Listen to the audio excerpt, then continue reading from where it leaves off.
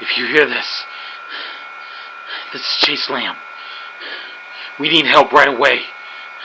There's something in the woods, and it's coming to the door. Oh God, I hear footsteps outside the door. Oh my God, it's almost in! End transmission.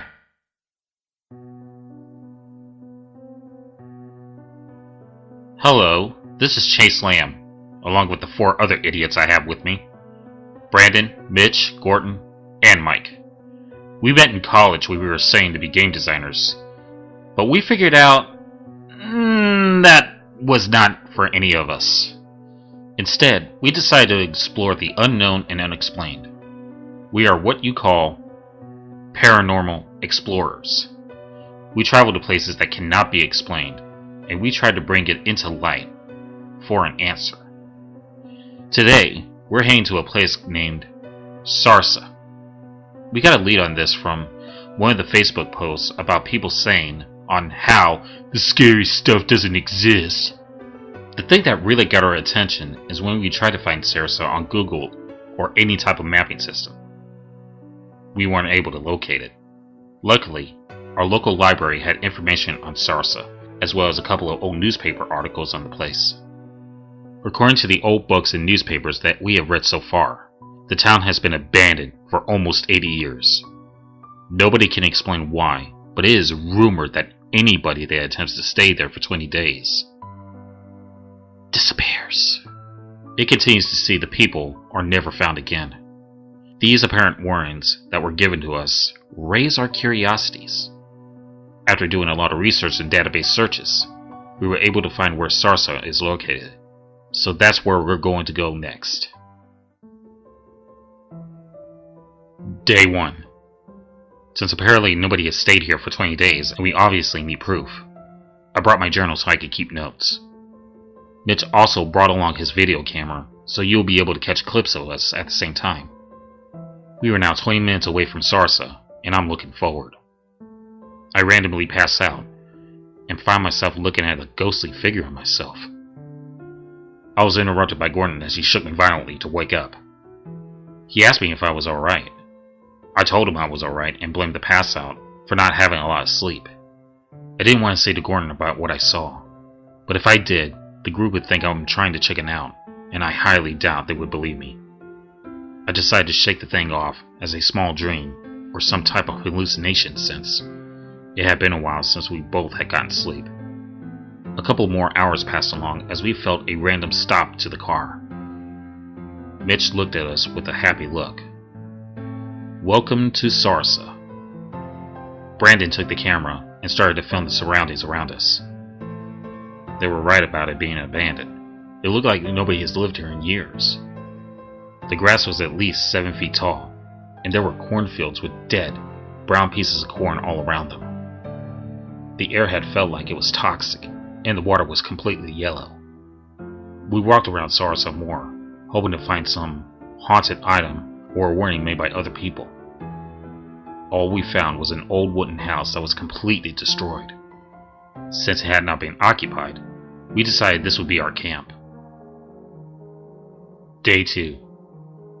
We spent most of the last night attempting to trim the hedges. It was almost impossible since the hedges felt like they were made of metal and could not be cut. Brandon recorded this along with our reactions. Today, the plans for us consist of fixing up the house, and we had to make it livable again. If it was even livable at one point. We looked at it and found nothing ghostly or any signs that people had even lived here. All we were able to see were tons of dust and a bunch of spider webs. It felt like the house was trying to tell us that we should not be here. We ignored the feelings and continued with the rebuild of the house. It took us 4 hours, but in the end, we were able to settle in the house. We all celebrated with a cold beer as we were able to get electricity into the house. It almost seemed impossible to do. The next thing is dinner. Mitch brought out the camcorder and was saying in a playful tone on how it was dinner time. He pulled out a selection of burgers in his left hand and then a T-bone steak on the right. We all pointed to the left, and we all had burgers. After dinner, we were all exhausted, so this is where I put down the journal and get some shut-eye. I'll be sure to write in this tomorrow. Have a good night. Day 4. I feel like a complete fool. I forgot to write in my journal about the third day. I apologize for that. We were all bored from sitting around and just exploring the house, so we decided to have some fun. We took the camcorder and explored the woods. As expected, we found nothing of talent and fortune. All we found were run-over trees and a bunch of insects. There was, however, one thing that stuck out and proved a mystery. How was there a freshly dead deer out here? We were trying to think about possible explanations. Some animals had gotten to it. Maybe it's dying from starvation or natural causes. We couldn't agree on one. Eventually we all calmed down and decided to claim that the wildlife had taken it. The rest of the day consisted of us playing cards at the table and relaxing until 8:30 p.m. This was interrupted as we were all startled by a loud banging sound at the door. It was like somebody was punching the doors and was begging us to let them in. We grabbed our gear and opened the door. We were all in shock and disbelief at what we saw. It was the deer that we saw. Somehow the dead deer we saw out in the woods was now at the front of the doorstep. We all had no idea on how to explain this. Eventually we took the deer and threw it in the back of the house, leaving it for the birds to have. Day 5.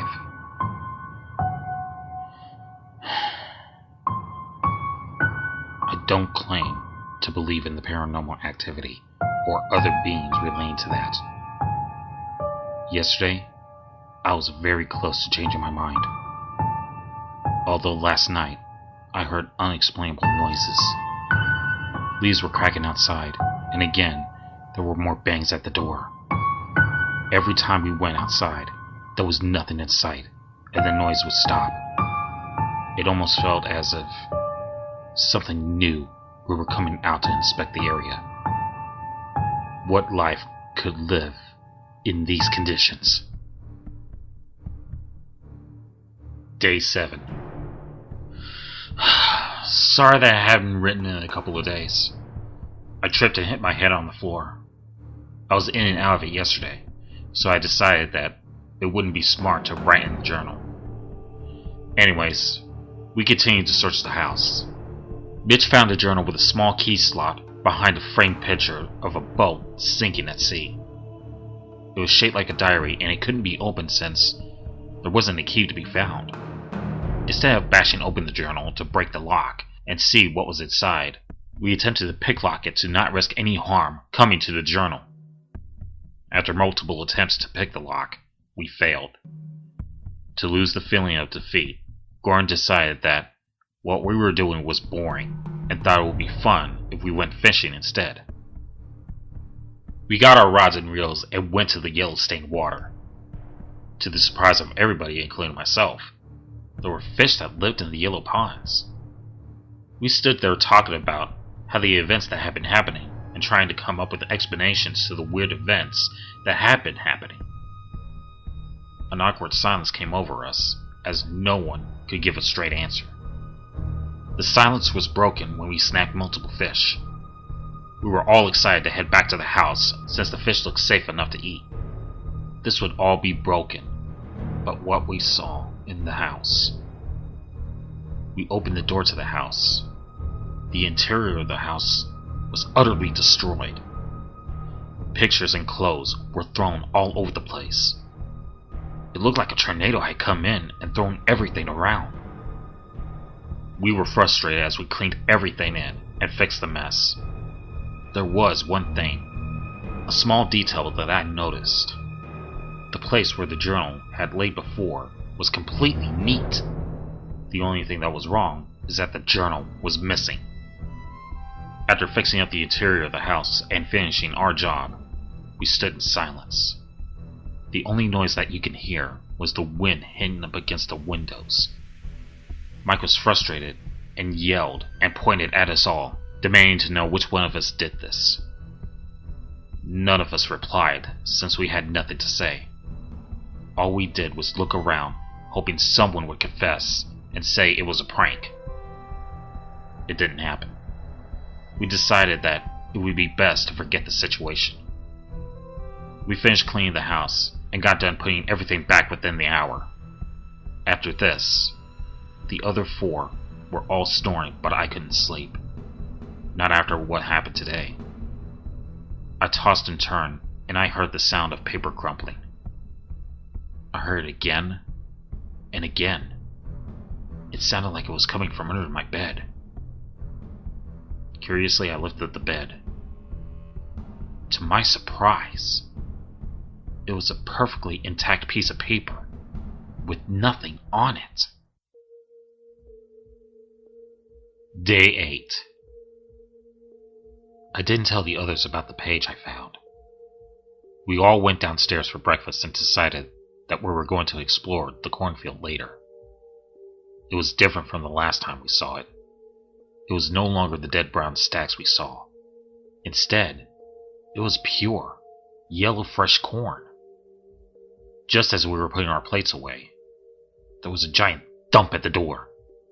It sounded like something had charged at it, like a bull at the front door. It almost bashed the front door right now. We jumped out of our chairs and freaked out. Except for Brandon. Brandon ran to his bag and grabbed his gun, cursing to kill the animal that did that.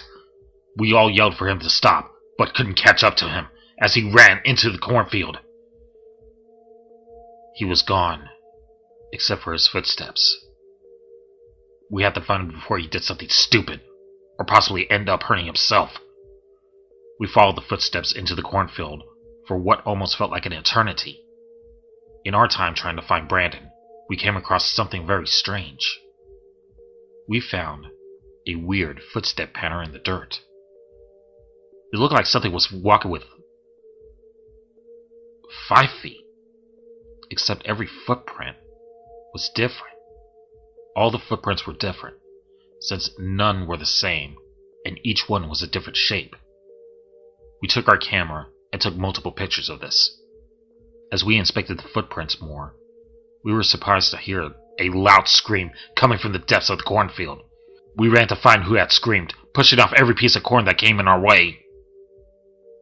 It was Brandon. When we got to him, he was on the ground, lying in the fetal position. He was shaking as blood ran down his body. He had been bitten by some animal on his right shoulder. We immediately grabbed him and brought him back to the house. Thankfully this time, the house had not been torn to shreds. Brandon's shoulder was bleeding badly, and he was starting to have convulsions. We grabbed a cloth from the bathroom and made a tourniquet to stop the bleeding. Luckily it worked, and the bleeding was starting to stop. I hadn't noticed, but in all of the commotion, the page I found from under my bed fell from my pocket. A drop of blood dripped from Brandon's shoulders and hit the page. When it did, words appeared on it. Day 10. I didn't write yesterday since we spent the entire day trying to decode the page. It would only show words when blood for Brandon was on a page. We tried it with our own blood. Nothing showed up. We used Brandon to decipher 4 lines of the page. We stopped using him since we didn't want to risk him getting any further injuries. After our efforts, we had figured out what the 4 lines said. It read, "This is Brandon Marcus. We were very stupid to come here. The tracks at night were from the animal. We have never seen anything like this. If you see..." It ends there. We were convinced that the animal that they mentioned was the one that had left the unknown foot tracks when we were out in the cornfield. I walked out the back door. I needed to get away from all this nonsense talk, so I went outside. I sat at the door for what seemed like hours, and came up with a plan to figure out what the noises we heard at night were. I figured I would sit at the side of the house waiting to hear the noises. Or where the bang the door move came, I would take a picture of what was making the noise. An hour passed. I was about to give up when I heard a bang, and noises coming from the side of the house. I took the video camera and saw the creature for a split second near the door. I was shocked at what I saw. It looked like a wolf with a scar, running from its forehead to its eye. The thing looked to be about 8 feet long, along with pure black fur, and 5 legs. I had to tell the others. I ran into the house, gasping for air as I called for everyone's attention. Everyone ran after, wanting to know what I did. I explained the encounter with the weird animal, while I loaded the video up on the camcorder. Everyone looked at me like I was crazy, but I knew the video would change everyone's mind. The video loaded and everyone watched. There was nothing but static. Mitch laughed at me, convinced I was lying. I looked like a fool, and I needed to get some rest. Day 11. Ever since Brandon got bit by the unknown animal, he's been acting strangely. Not in a medical way, but unexplainable changes. Brandon had been speaking French, and his emotions had changed from happy and determined to anger and depression. This was all very strange. After we helped Brandon get out of bed, we gave him an aspirin and put some peroxide on the bite. Everything seemed to work out. We put on a band-aid to keep anything from getting in the bite. After Brandon had fallen asleep, we were all bored and decided to go fishing again. We put up a camcorder on the porch. In case anything did go into the house, we would catch it. After a walk to the dock, we got our equipment out to prepare for fishing. I put the rod out, and within the first 5 minutes, a fish caught the line. We were excited as it pulled to the surface. That feeling turned into dust as the reality of our catch came into view. It was a human skull. I thought after seeing this, our next thought would be to get the hell out of this crazy place. This is what sane people would do. Our own stubbornness prevented us, as we all got curious, and we voted that we were going to stay. After this little voting stage, Mike got thirsty. He went to the house to go get water for us. 30 minutes passed, and Mike had yet to return with our water. We began to worry that something had happened to him. We headed back to the house to check on him. When we got there was nothing besides his shirt and the 5 claw-like footprints. Day 13. Yesterday, thoughts of my journal had never even come into my head. Our day consisted of trying to find our lost friend. We searched everywhere, but we could not find Mike. The footprints that had once been there weren't even showing up at all. After the day's search, we could not find Mike, or even find any sign that he was here. We got out our phones and tried to get a signal to call 911. Of course, there wasn't any signal to be found anywhere. The only lead we had to find Mike would have to be the page. In a panic effort, we applied pressure on Brandon's now healed wound to get blood out and show the final words of the page, hoping to get a clue on Mike's location. Nothing came out though. In a rage of fury, Mitch threw a book at the wall, breaking a board and revealing a dog skull. We walked slowly to look at the dog skull. All we can do is stand over it with our shocked faces. It looked like it had been there for a very long time. What in the hell is a dog skull doing here? I thought to myself. There has to be more to this place than just a scary legend. Something bad is happening here, and I need to figure it out. A dog skull. People buried dogs. An idea came to my head. I took one of our shovels and dug around the backyard and found more skulls. I called the rest of the guys to join me. They looked to see what I was seeing. 5 minutes later, we were digging ditches all over the back and front yard. The more we dug, the more we saw. There were bodies. All types of bodies. Humans, dogs, cats, deer, just to name a couple. There were so many more to be named. We lost count of how much bodies we found after we reached 35. This had to be the work of the 5-footed creature that I saw. Finally, the group believed me about the creature. Day 14. This is going to be a very short entry. We are getting ready to leave Sarsha. We are going to the police station and tell them all of this. We have to report what we found in the yard and the story about Mike since he had not returned. Again, we heard something in the forest today and went out to investigate. We saw one of the footprints. This is it. We are packing and leaving first thing tomorrow. Day 15. We are almost done packing and keeping guard at the door with Mitch's gun. If the 5-footprint creature comes to get us, we will be ready this time. It wouldn't take us like it took Mike. Brandon also needs to go to the hospital. His condition is getting worse. His eyes have been bloodshot every hour, and he is having random jerks in his body. As the final bags were packed, I carried Brandon to the car, and we all went out the front door. After we opened the door, the sight that we saw haunted to us. The car was destroyed. Wrecked.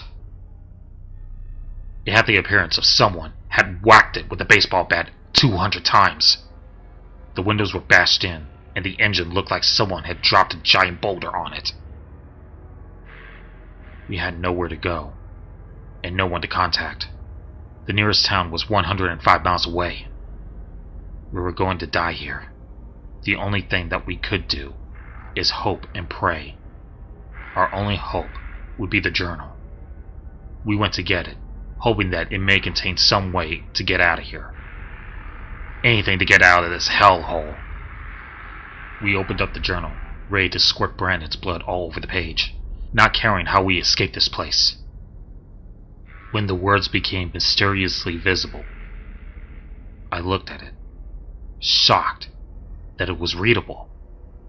All the other times that we saw it, it was blank, except for the first couple of lines.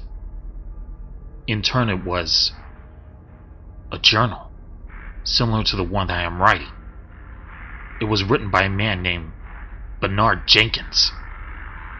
It explains all the events that had happened to us in this journal, and a warning, saying, "Get out of this place. It's not safe." He warns us of a creature that shouldn't have been born in this world, and how it has made this its home. It will kill anyone that invades its property. Inside is also a video recording of him being questioned by the police. We are going to read and take notes of the journal while I fix the rest of the videotape.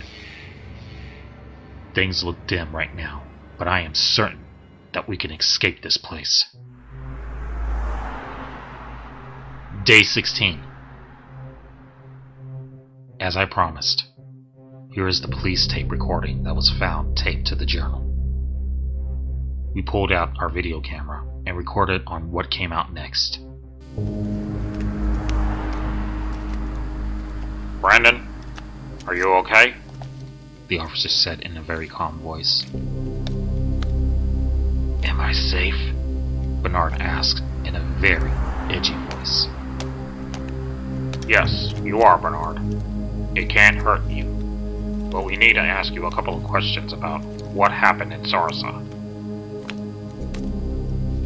He paused. 7 of you went in. One comes out 20 days later. It doesn't look good for you, the officer says. Bernard replies in an earth-shattering voice. It wasn't me! It was that thing! I saw it! It bit all of my friends and killed my Allison! My sweet, sweet Allison! He puts his hands on his head while shaking violently. She became one of those things! The creature's bloodshot eyes. They came for me. But I got away. But every time I close my eyes, I see it. You don't know what it's like. I can't live. I can't sleep. Every second is just me wondering if I can live an extra minute before it comes to get me. The officer seemed to not pay attention. The thing that bit us, it had brown fur, 5 legs, and we couldn't kill it. We tried to shoot it, but it wouldn't die. Bernard starts to shake violently. It would not die! It would not die! The officer grabs Bernard and says, "Calm down. You're safe now." His voice is reassuring, but the calm is slowly broken. Suddenly Bernard yells again, Oh my god! It's right behind you! The camera flips over, and there are 2 gunshots fired. And it ends. The officer and Bernard were never found in the room where the shots were fired. All the police were able to find were 2 bullet shells on the ground. It's terrifying to even think that the same thing that hunted Bernard is now hunting us. What should we do? It's 105 miles away from a town, and whatever is trying to kill us is driving us to insanity. Is this what it wants? For us to turn on each other?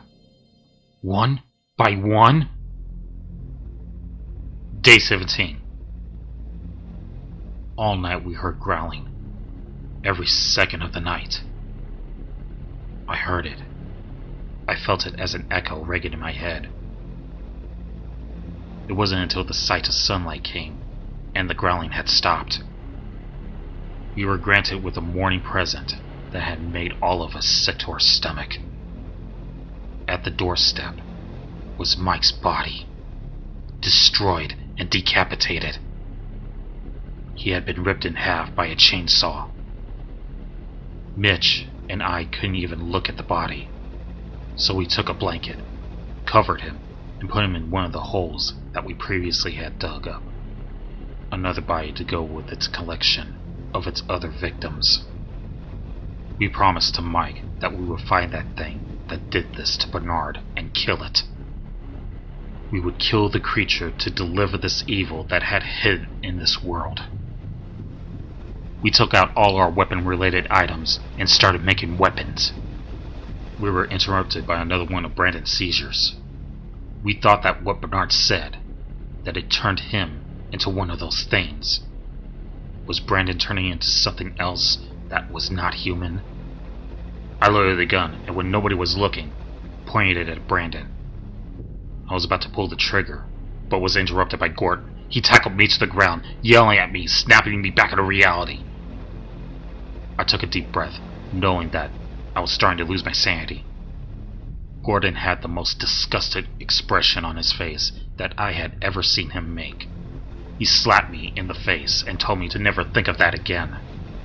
After 15 minutes, things had calmed down with Brandon. We were finished preparing our weapons to fight the creature. At 11 p.m., we grabbed our weapons and were about to walk out the front door. Randomly, Brandon got up and ran out the door. There was a blood trail to follow, and we instantly thought the worst of what had happened to him. We heard the sounds of movement somewhere out in the field, and we went to investigate. It was very quiet, but something was watching us. Whenever we heard the direction of the noise and shone our lights where it came from, nothing was there. The blood trail was now coming to an end. We found Brandon. He was dead. I saw another one of my friends dead. A small tear came down my cheek as I swore he would get a proper burial after we killed the creature. We gave up our search on finding the creature at night and decided to try and find it during the daylight instead. We arrived back at the house and gathered our things for the night. We went to bed within the moment of laying down. We were all fast asleep. Day 18. At 3 a.m., the door randomly burst open, and what we saw instantly woke us up. It was the creature. With the lights on, we got a full look at the beast.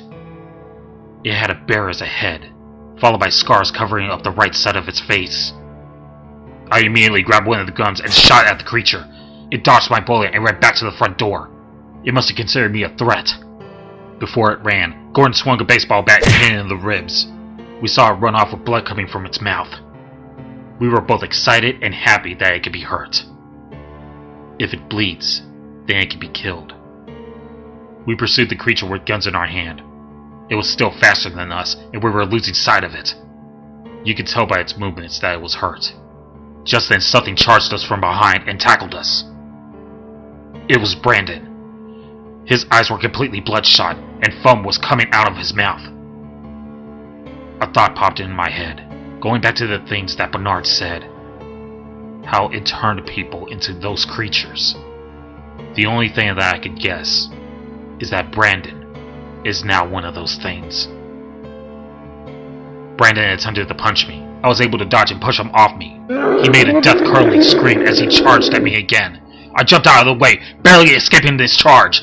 While he was distracted, I took my gun and fired both times. I missed but only inches. Brandon ran as I fired more shots at him. As he ran, it was not like how normal people should run. When he ran, I heard his bones crack. It made me want to throw up, but I was able to hold it back. I was out of ammo, and again, Brandon came running at us along with the creature. Seeing the two of them, Gordon and I ran back to the house and went to the basement as fast as we could. We barricaded the door, but Brandon and the creature were still outside, smashing the door, trying to break it. We were frantically looking for something to help us in any type of way. We spotted an old ham radio. It was set up, and with deep breaths, I let out the words. If you can hear this is Chase Lamb. We need help right now. We're in great danger. If anyone can hear us, we're in Sarsha, and we need help right away. Just then, the smashing of the door stopped. We heard a howl coming from the outside. It must have been the creature calling for its flock back to its home. After hours of waiting in the basement and listening for any signs of living things in the house, there were no noises. We decided that it was safe to come out. Exhausted and in pain, we needed sleep. We made an idea that someone would keep guard and switch every 3 hours. I hope this is a better day than what we had in the past. Day 20. It is now the afternoon. Gordon and I have a plan to escape Sarsha. We don't know how we forgot this, but I couldn't have remembered it at a better time. At the dock when we first found the skull, there was a boat. It was in decay, and it looks like it hadn't been used in years. It was our only choice.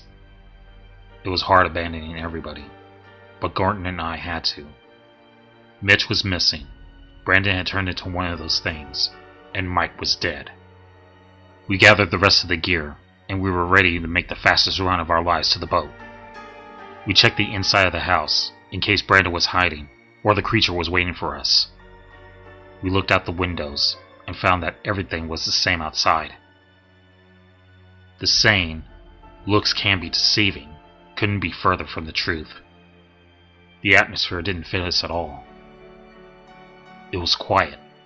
No footprints were there, and nothing was new outside. We knew it was watching somewhere. It has to be. Remember, it's the 20th day, and nobody survives 20 days.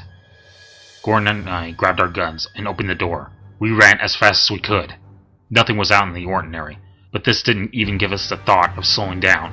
As if I jinxed it myself, the creature came from the cornfield, screaming and hissing as loud as it could. Looking at its fang-like teeth and its wolf-like structure only made me run faster. As it ran with us with extraordinary speed, Gordon took out his gun, shot 3 rounds. The first 2 missed, but the third hit the creature. We heard it gasp out in desperate pain. I yelled at Gordon to keep shooting, but then the gun got jammed. There was no time to fix it, so he threw it and kept on running. Halfway to the boat, we had hoped that maybe we could make it out of here. We were 3/4 to the boat. When it looked like everything was working, Brendan jumped from the cornfield, or what used to be Brendan. The blood was spilling from his mouth, and his eyes were completely red. He caught us off guard and tackled Gordon to the ground. I went to help Gordon, but Brandon bit me. Seeing that I knew my friend was gone, I quickly got back up on the ground and continued to run to the boat. I looked back to see the creature and Brandon tearing Gordon apart limb from limb. I was finally at the dock. To my surprise, I found Mitch working on the boat at a frantic pace. Mitch! What are you doing here? Where were... He cut me off. I'll tell you everything later. We just need to escape this place. The two of us hopped on the boat and revved the engine. It would not budge. We were running out of time. The creature was now in eyesight, and along with it was Gordon and Brandon right behind it. The creature and the rest of them ran at us. Time was running out. They were about 20 feet away from us. Then a miracle happened. The boat started, and we drove off slowly into the distance. In the back, we saw the creature, and my 2 friends screaming and yelling at us. A tear came down my cheek as reality set in. I had lost almost everything in my life. I turned to my right to talk to Mitch, but he was not there. Instead of sitting in the passenger seat, he was staring back to the town. I asked if he was alright, and he turned around. I saw Mitch. His eyes were bloodshot. He was one of them. Mitch tackled me and bit me right before I pushed him off of the boat into the propellers. It sliced Mitch into pieces, but broke the propellers, leaving me at sea. So I write this, not knowing how long, before I turn into one of them. If for some reason you get the mad idea we did, and are reading this, run. Run now, and never look back. I feel the change coming. Don't make the mistake we made. Just turn back and save your soul.